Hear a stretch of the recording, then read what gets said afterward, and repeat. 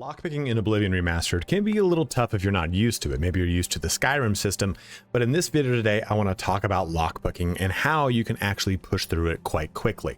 Now, in my typical fashion of upfronting the knowledge of my video, I'm going to extend this video out to like 8-10 minutes because I'm a YouTuber and this is my main source of income, but let me just show you how to do it very quick. So this is how this works. There are 3 speeds to the tumbler. If I tap it, it'll go up, it'll come down slowly. It'll come down moderately, or it'll come down fast. Basically, every time I tap this, I want to see how fast these tumblers come down. And the speed at which these tumblers descend, the higher likelihood of it descending lower is based off of my security level, which you can see at the top of the screen, it's only 19. So basically what we want to know is that every time we tap this, that thing has a speed that is going to reset every time the tumbler comes all the way down. See, that was the fast one. That's the slow one. A little bit of a moderate one. The fast one's like rockets down. All you need to do is find it when it starts coming down slowly. There, that one. And all you need to do is keep doing this. As long as the tumbler doesn't reset all the way, it will never change its speed. So you just simply need to find the top of the tumbler and make sure that it's all the way flush with the top of the lock. Then press left click. That locks it in. You can just replicate this for every single tumbler that you take a look at. That's the grand mystery behind this. I'm going to go into some other little cues that you can hear and you can see. But if that's all you wanted to know, then that's the quickest way to master lock picking in Oblivion. Is again, just find this to be at the slowest speed possible. Let it reset until it gets there. There it is. Keep knocking this up until you see that flush at the top. And press left click and lock it in, or press A or X, whatever control you're using. That is the too long didn't watch of this entire video. And if that's all you wanted to know, please feel free to shut the video down. I want to be respectful of your time. You can also navigate to any part of this video that interests you the most using the chapters, both the timeline and the description. And if you are heading out and found the information in this video helpful, please don't forget to like, comment, or subscribe, as each one of those things helps me out in a huge way. Lastly, you can find a link to my Twitch in the pinned comment and description. Come on and head on over. We play this game. We play Baldur's Gate 3. I'll be playing Doom. I'll be playing Dune. All sorts of stuff that we stream on the channel. But let's get started here on how to master lockpicking in Oblivion Remastered. So to start us off, let's look really quickly at this security skill. Affects your ability to use lockpicks to open locked doors and containers. So basically, the higher this is, the tumblers move less rapidly. I explain it as you have a higher chance to find the slow moving tumbler in the too long didn't watch, but it's mainly that they will all move slower the higher your security is. And as you push through this, you'll unlock the perks that whenever you fail, only 1, 2, or 3, well, either 4, 3, 2, or 1 tumbler will fall when you fail and break a pick. So when you do higher level locks that have more tumblers, failing was only going to have 1 drop down. And then at mash level, no tumblers fall when you fail or break a lockpick. Now, I understand too how superfluous this video can be if you have already discovered the skeleton key, and I'll talk about that in just a little bit. But this is mainly for people that don't want to use the skeleton key and just want to actually use the security portion of the game. But we'll also talk about how auto attempt works and how that scales the experience of your security skills. So the security skill here, right? This says 20. You get experience every time you lock a tumbler into place. Let me go all the way down. There we go. So every time you do that, you get experience. And when you complete the lock, you will get experience because that counts as locking a tumbler into place, right? So in this instance, you'll get 1.5, 1.5, and 1.5 experience for each one. And then here's the big thing with auto attempt. Auto attempt will give you 1.5 experience pretty much every time you press the button. And that's it. So it's like when you do get the skeleton key, if you get that Daedric artifact, you can pretty much blitz leveling up your security by just auto attempting. So there are those things. I did want to talk about that because it's going to be one of the biggest things people say. Just get the skeleton key and forget about it. And you definitely can. And I'll be honest with you, it's what I do every time I play, because while I do like the lockpicking system in this game, I think it's better than Skyrim. I eventually get to a point where I'm like, let me just pop this bad boy open. So I'll auto attempt as much as I can. So that is kind of the down and dirty of the skill for security. But let me talk about how you can level it up, how you can increase it, and what have you. So right now we've taken a look at this lock. This lock is of average difficulty. So I've got 3 tumblers. If it's hard, then there's 4. If it's very hard, there's 5. Now, you can basically, this isn't necessarily a cheese tactic, so I don't mind telling you about this, but a cool way to train your lock picking is by resetting the game halfway through. So right now we've got 1 tumbler up, right? We've got 2 more to go through. Let's go ahead and do this. That was the slow one. There we go. There we go. So we locked it in. I can press escape and come back. And now I can go ahead and lockpick this again and get the experience for it. So that's a way you can kind of game this system. It doesn't matter if it's a very hard or an easy. Well, maybe an easy, right? Because an easy would just have not a very easy. It only has 1 tumbler.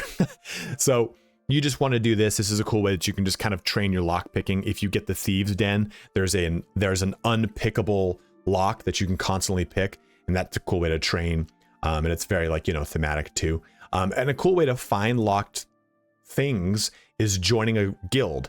Wizards, Thieves, Murderers' Den, nope. Dark Brotherhood, the Fighters Guild, all of them will have some sort of display case, which is what I'm at right now. And this is just the Mage Guild.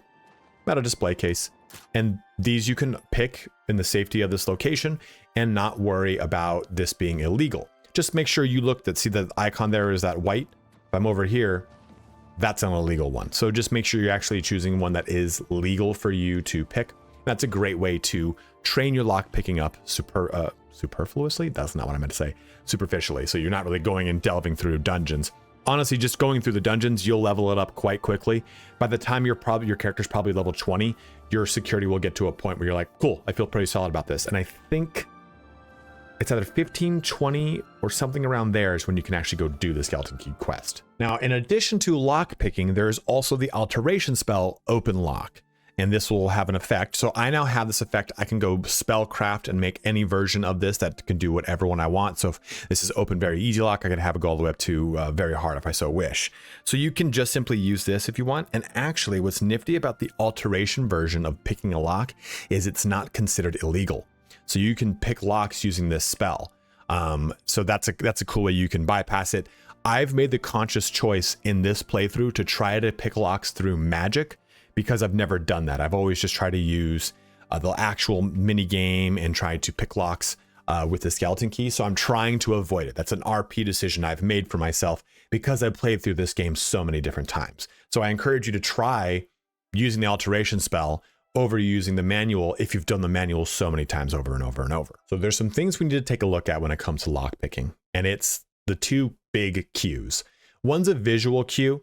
And it's a little more prevalent here in the remastered because of the way that they've decided to redo the textures and the shading of how this. But the other is an audio cue.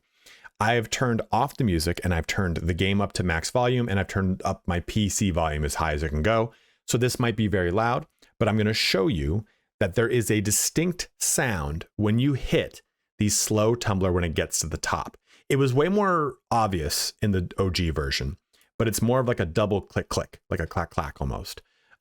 So let's just tap this. I don't know how loud it's going to be right now.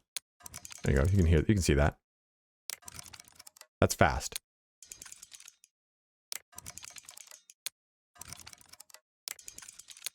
So you can hear it's in this version, it's more of like the click in between the slow tumbler and a fast tumbler is like the fast tumbler is like a quicker click. So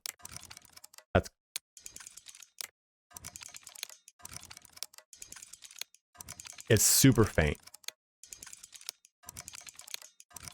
but you can hear like a little like a jiggle jaggle once it gets to the top, and then it starts its descent. So this is one of the audio cues that is again way more prevalent in the OG version, but I wanted to show it. Now the other thing here, I want you to look at the top of each tumbler. It is like a little brass, copper, whatever the hell tumbler that it is made of. Let's just say gold because whatever. And you can see it's got a bit of an artificial glint as per the texture. Well, at the top of the tumbler housing is a shadow. So I'm going to click this. It doesn't matter which speed it is, but I'm going to click it all the way up and you can see the shadow is going to cover the top of the tumbler. Well, that shadow tells me kind of like, I just basically rather than trying to watch the bottom of the tumbler, the middle of the tumbler, just simply watch the top of it. All you got to do is make sure that top is flush with the lock at the top, and you're good to go. Let's get it there. There's a slow one. So as long as there's no gap in between that top area and the lock, I know I can left click and lock it in. There we go. And remember that every time we tap it up, we're resetting the time in which it takes for this tumbler to fall. As long as it goes all the way down, it's going to reset. See how that's going through different speeds as I let it go all the way down? But as soon as we find that slow one, we just keep tapping it into place and we lock it in. I'm going to reset that real quick. And let's just show you too with one that's not going to go. So that's pretty damn fast, right? Well, it's not getting a chance to reset. So that time is the same every time we do it. Now I think that's the same speed actually. There we go, that's slow. You basically have 3 speeds. Super slow, moderate, and super fast. This is the slow one.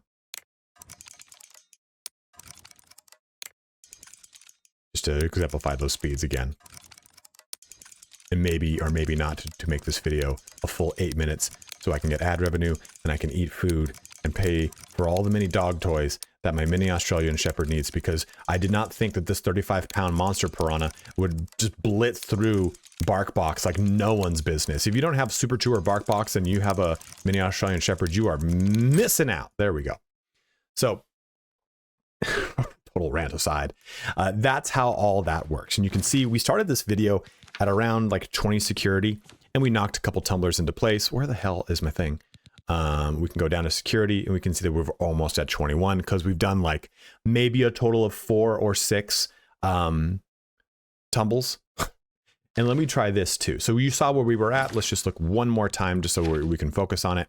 Let's look at our security and let's look at that skill right there. So it's about at this point. So maybe we're at like 4 o'clock, give or take. Let's just auto attempt this a bunch of times.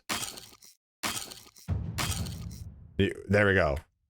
You can hear that I just went security up, right?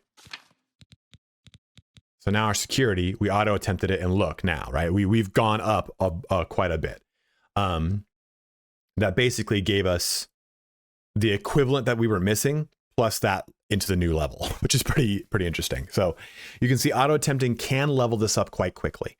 And my closing note on that is that while that can level it up quickly, just know that if you use the skeleton key has a fortify security enchantment on it. And if you use that skeleton key, it will only allow your security to max out at 60.